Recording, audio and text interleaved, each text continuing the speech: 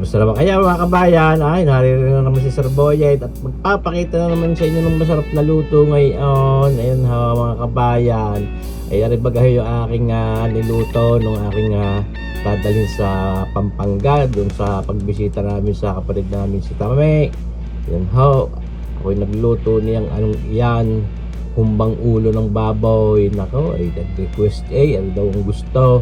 Oh, ay di tayo nagluto. Ay sabi ko na may pagkahumba, ay the best talaga ang ulo. Ulo ng baboy, yan ho, ating hinugasan ng ayot, patitigisin natin yan. Siyempre, nung mapatigis natin yan, ay di tayo gagawa na muna ng magiging panimpla diyan. Ating huhugasan muna ulit. Dahil nung ating mapatigis, ikita kayo may mga dugo-dugo pa. Yan ho, ay di ating pinatuluan ulit ang tubig ng isa pang ng isang beses pa. Ayan ho, at yun talagang para mawala yung mga lansa yan. Siyempre ngayon magpe-prepara na tayo ng ating mga panimpla diyan, yung mga ingredients natin yan. Una di at yung mga sibuyas na yan.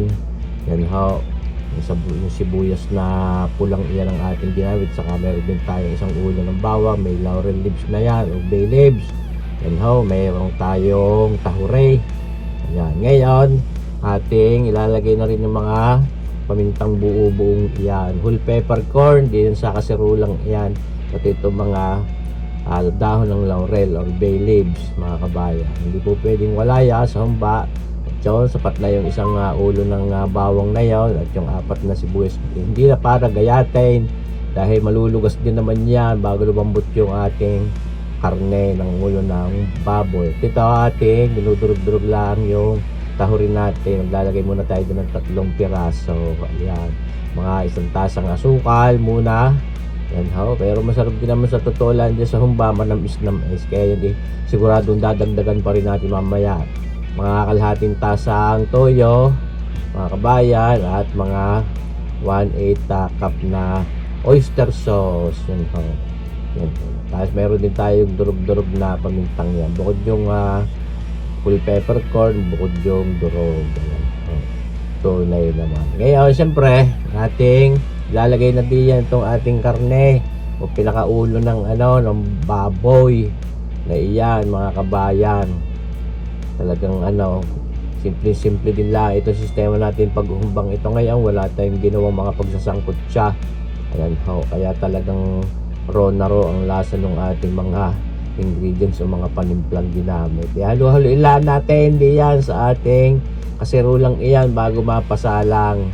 Siyempre para maayos yung ating timpla. Ngayon sinalang na natin diyan sa ating magical na iyan, itong ating kasarula. Abangan natin yung bumulak siyempre mga kabayan. Kaya ating tatakloban. Ayun. Ngayon pagkalipas ng mga 15 minutos, yan ho, babalikin natin at baka naman nagtututong yung ilalim. Pero yun yung magkakatas pa ng kanya kahit hindi pa natin nilalagyan ng tubig mga kabayan. Kaya ako nga ay ating babalik-balikin iyan para maayos ang ating pagluluto. Kita nyo ba? Ating kulubin uli siyempre. Kaya sabi ko napakasimple lang yung pagluluto ngayon. After 15 minutes pwede uli natin balikin iyan. Kita ninyo nagsasabaw na siya. Ayan, natural na juice ng ulo ng baboy na yan ay talagang nagsisikrit na o lumalabas. Pero yun sasabaw pa rin natin mamaya.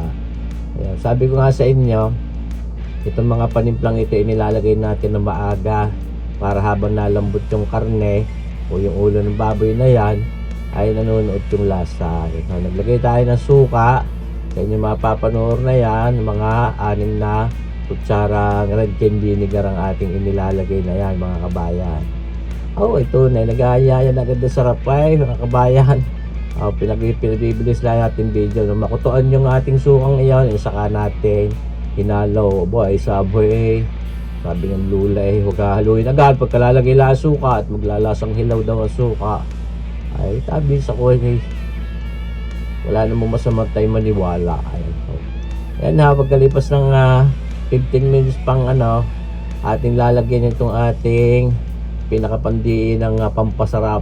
Wala tayong Jane, di itong ginamit natin brandy. Ayan ho, kita nyo naman, kita nyo ang brand, super special pa. Yan na mga kalahating taas ang ating inilagay.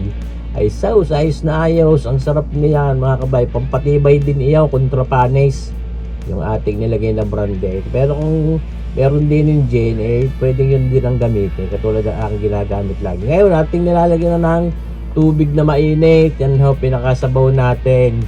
At masarap din diyan sa mga gayong humba, masarsa. Dahil sarsa pa lang ay ulam na. And how?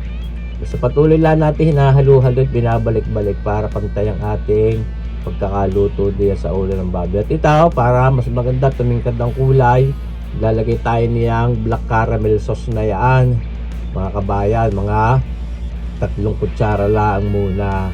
Ayan ho, baka naman na mapasubran, magkulay dinugan yan, hindi rin maganda.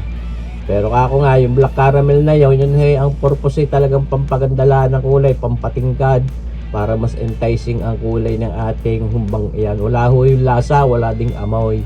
Kung gusto niyo bumili na kung taga Batangas City kayo, doon yung makikita sa New Public Market, Batangas City.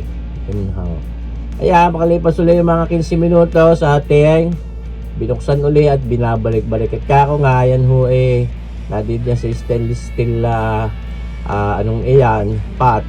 Medyo mainit ho yung ilalim niyan. Kaya pag ating hindi hinalo, didikit ho yun. Ngayon dadagdagan natin ng asukal. Ayan ho, mga 2 kutsara pa.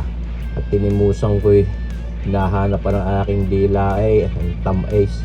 Kako nga diya sa mga humbanggayan, mas masarap po pagka manamis-namis mga kabayan. So tunay. Pero rin sa totoo lang di kami nakapasyon na doon sa Pampanga, nagustuhan din naman ng aking kapatid itong ating humbang ito at kung sino-sino pa nakagusto. Ngayon syempre nagpabili pa niyang pork broth cube na yan. Abay, wala di kaya medyo nahuli ng karikate. Pampasarap din lalo, pampatingkad ng lasa ng pork. O pwede namang wala niya kanyang ibig pero yung nang walang gay ay masarap na lalong masarap pag may gay ang pork broth cube. Yan titingkad ng lasa ng ating pork. At hindi durog-durog na at nang sa gayo matunaw agad, mapugnaw agad iyan. Mga kabayan, hindi magahaw. Nay namang gaayayan sarap. Tamang-tama lang luto natin lambot. Ayan mga kabayan. At talagang hindi rin maganda pagka sobrang lambot iyan o lugas. Kaya may ligat pa rin karikit. At ito, yung ating pinakautak ng baboy ay gagawa natin diyan. Papatong lang natin diyan sa ibabaw pinaka-toppings.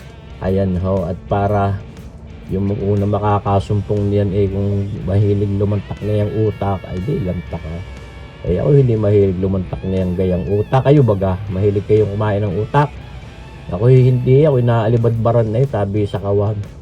Ayan talagang pero meron mahilig talagang kumain niyan mga kabayan. Ay kahit anong utak ng ng mga kakakainin, mga baka, mga baboy, hindi ako mahilig.